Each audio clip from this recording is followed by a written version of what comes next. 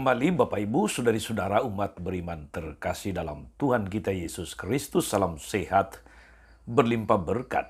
Hari Jumat tanggal 14 Juli 2023. Saya Agus Cesar mengajak saudari-saudara kembali merenungkan kelanjutan dari perikop Injil Matius kemarin. Matius 10 ayat 16 sampai 23 tentang perutusan para murid. Kita mendengarkan sabda Tuhan dalam nama Bapa dan Putra dan Roh Kudus. Amin. Pada suatu hari Yesus bersabda kepada ke-12 muridnya, "Lihat, aku mengutus kalian seperti domba ke tengah-tengah serigala. Sebab itu hendaklah kalian cerdik seperti ular dan tulus seperti merpati. Tapi waspadalah terhadap semua orang. Sebab ada yang akan menyerahkan kalian kepada majelis agama, dan mereka akan menyesah kalian di rumah ibadahnya. Karena kalian akan digiring ke muka para penguasa dan raja-raja, sebagai suatu kesaksian bagi mereka dan bagi orang-orang yang tidak mengenal Allah. Apabila mereka menyerahkan kalian, janganlah kalian khawatir akan bagaimana dan akan apa yang harus kalian katakan, karena semuanya itu akan dikurniakan kepadamu pada saat itu juga. Karena bukan kalian yang akan berbicara, melainkan Roh Bapamu. Dialah yang akan berbicara dalam dirimu.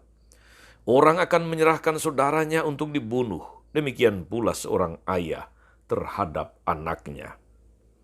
Anak-anak akan memberontak terhadap orang tuanya dan akan membunuh mereka. Dan kalian akan dibenci semua orang oleh karena namaku. Tetapi barang siapa bertahan sampai kesudahannya akan selamat. Apabila mereka menganiaya kalian di suatu kota, larilah ke kota lain. Aku berkata kepadamu sungguh, sebelum kalian selesai mengunjungi kota-kota Israel, Anak Manusia sudah datang." Demikianlah sabda Tuhan. Bapak Ibu, saudari-saudara umat beriman terkasih dalam Tuhan. Kita mendengarkan perutusan para murid yang diibaratkan oleh Yesus. Ibarat domba yang diutus ke tengah serigala.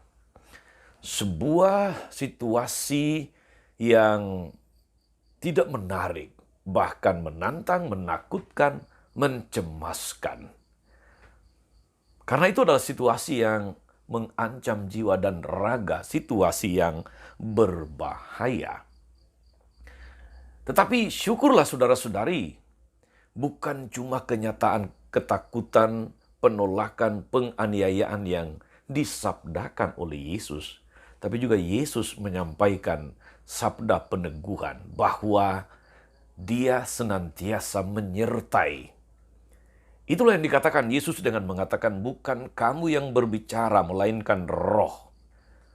Dia meyakinkan para murid yang khawatir bagaimana menyampaikan ajaran kebenaran kepada banyak orang di tengah situasi yang tidak selalu ramah, tidak selalu menerima para murid Kristus. Cara Roh berbicara itu bermacam-macam.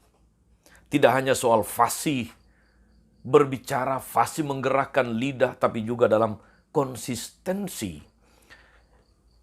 Menghayati ajaran iman dan moral yang benar. Yesus mengutus para murid seperti mengutus domba ke tengah serigala. Domba itu adalah simbol ketulusan, simbol kepolosan. Serigala adalah simbol ketamakan dan tipu daya dunia. Dengan mudah dunia menerkam, dengan mudah dunia menenggelamkan pewarta iman dan ajaran-ajaran baik yang disampaikan. Namun Yesus tidak khawatir dengan itu.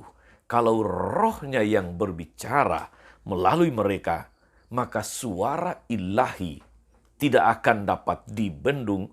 Walaupun mereka dianiaya, walaupun mereka ditekan, bahkan walaupun mereka dianiaya atau dibunuh.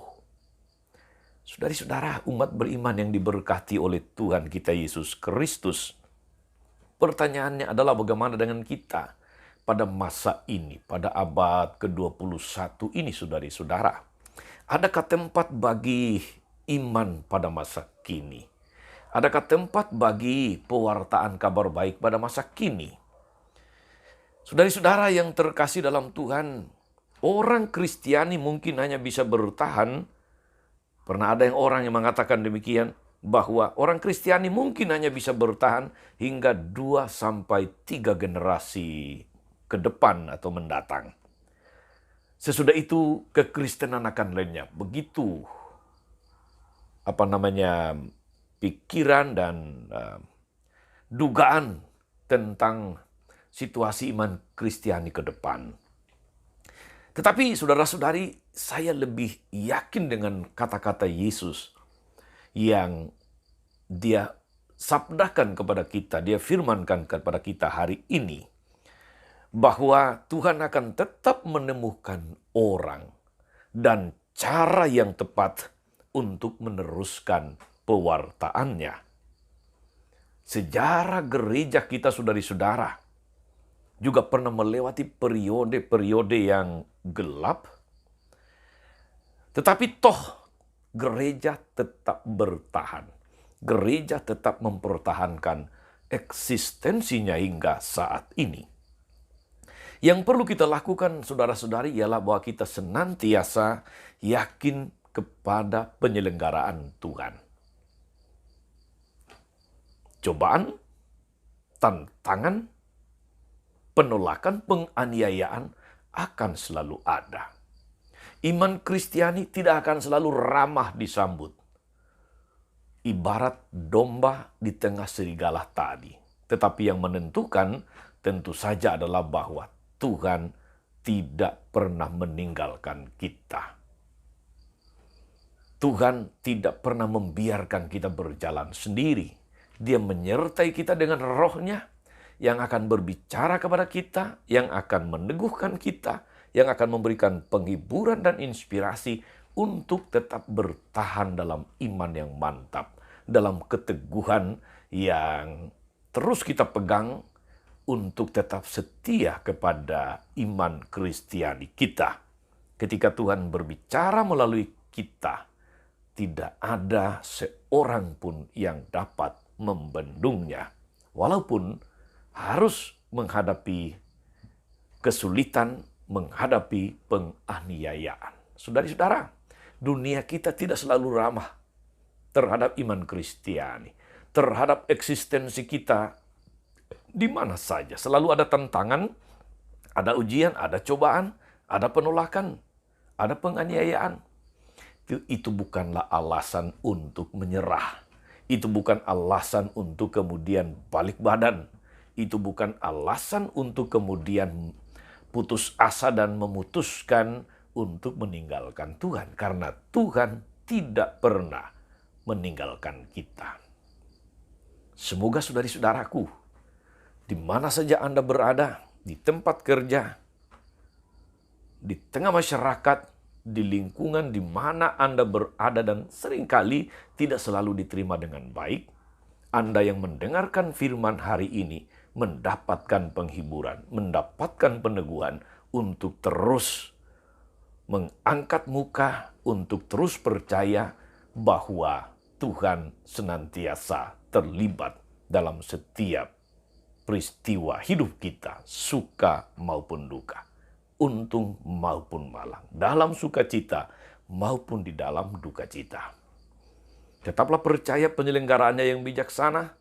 Yang paling penting adalah bagi kita adalah tetaplah menjadi saksi-saksi Tuhan di tengah dunia. Tuhan Yesus memberkati. Amin. Tuhan Yesus Kristus, kami bersyukur karena Engkau mengutus kami ke tengah dunia mewartakan kabar baik, namun juga Engkau mengingatkan kami bahwa kami Kau utus ibarat domba ke tengah serigala. Kuatkanlah kami, iman kami, teguhkan harapan kami, agar kami terus tidak kenal putus asa, tidak mudah menyerah, dan memiliki iman yang tahan banting di tengah dunia yang tidak senantiasa ramah terhadap iman Kristiani kami. Semoga kami tetap mengangkat muka, berani bersaksi, dan terus percaya akan penyelenggaraanmu yang bijaksana.